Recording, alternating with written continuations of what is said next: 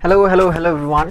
तो आज हम यहाँ पर छोटा सा एक डाउट डिस्कस करेंगे, ठीक है, जो पूछा है किंग भाई ने।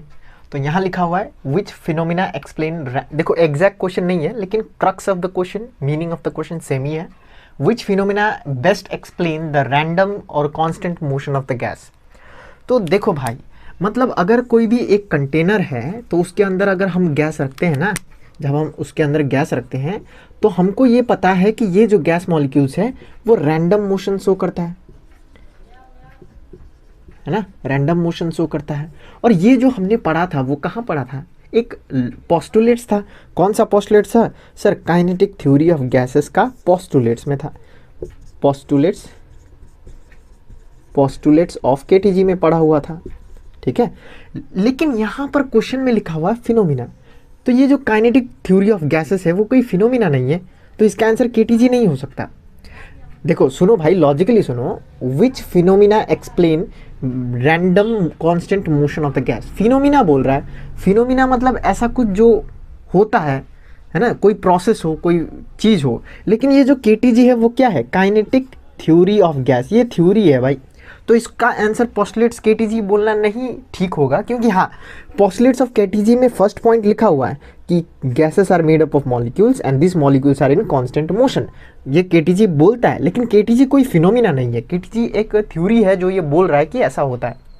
लेकिन इसका बेस्ट आंसर क्या हो सकता है? इसका बेस्ट आंसर हो सकता है ब्राउनियन मोशन। ब्राउनियन मोशन एक फिनोमिना है ना। What is Brownian motion? Brownian motion is the phenomena in which particles are moving randomly and is straight path. जैसे कि अगर ये पार्टिकल है तो यहाँ मूव करेगा, फिर इधर मूव करेगा, इधर मूव करेगा, उधर मूव करेगा, इधर मूव करेगा, स्ट्रेट पाथ में मूव करेगा, उसको बोलते हैं ब्राउनियन मोशन। या फिर इसका आंसर डिफ्यूजन भी हो सकता है। लॉजिकली सोचो तो इसका आंसर ब्राउनियन मोशन हो सकता है या फिर डिफ्यूजन भी हो सकता है, क्योंकि यहाँ पर हाईलाइटेड वर्ड है फिनोमिना। कौन सा फिनोमिना एक्सप्लेन करता है? डिफ्यूजन मतलब क्या है? गैस का डिफ्यूज होना। जैसे कि अगर मैं यहाँ से मेरे पास एक कंटेनर है, यहाँ पर मैं एक होल कर दूँ, होल करने पर क्या होगा? यहाँ से गैस निकलने लग जाएगा। और ये क्यों निकलता है? क्योंकि अंदर में हायर कॉन्सेंट्रेशन है ऑफ गैस, बाहर में लोअर कॉन्सेंट्रेशन। डिफ्यूजन मतलब the process in which particles diffuse from higher concentration to lower concentration.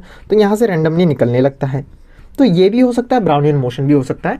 तो केटीजी इसका आंसर नहीं हो सकता मुझे लगता है, लेकिन ये केटीजी बोलता है कि जो पार्टिकल है वो रैंडम मोशन शो करता है। लेकिन ये केटीजी जो है वो बस थ्योरी है, कोई फिनोमिना नहीं है। फिनोमिना ब्राउनियन मोशन है और डिफ्यूजन है। तो इन दिनों में से कोई आंसर ले लो, ठीक है ना। और दूसरा तुम बोल रहे हो, दूसरा क्वेश्चन जो पूछा है वहाँ पर, वो पूछा है पोस्टुलेट्स ऑफ केटीजी, जो रॉन्ग है।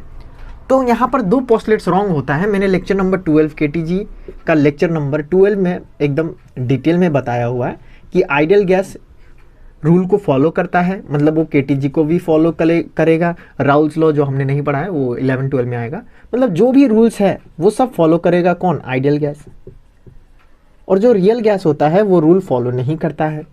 तो दो रूल है जो फॉलो नहीं करता है, वो है number 1, volume of molecules is negligible. ये जो पोस्टुलेट्स हैं वो रॉन्ग है रियल गैस के लिए। और दूसरा एक और, intermolecular force of attraction is absent. ये भी रॉन्ग है, किसके लिए? रियल गैस के लिए। ये दोनों पोस्टुलेट्स जो है वो आइडियल गैस के लिए तो ठीक है, लेकिन रियल गैस के लिए मानो तो ये दो रॉन्ग है, ठीक है ना। इसीलिए जब 11-12 में तुम पढ़ोगे तो वहाँ पर तुमको मिलेगा करेक्शन फैक्टर।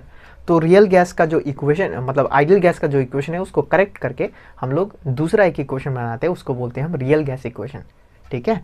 तो बस यही था डिस्कशन। तो ये बहुत ही बढ़िया कॉन्सेप्चुअल क्वेश्चन तुमने लाया है, बहुत बढ़िया लॉजिकल क्वेश्चन है।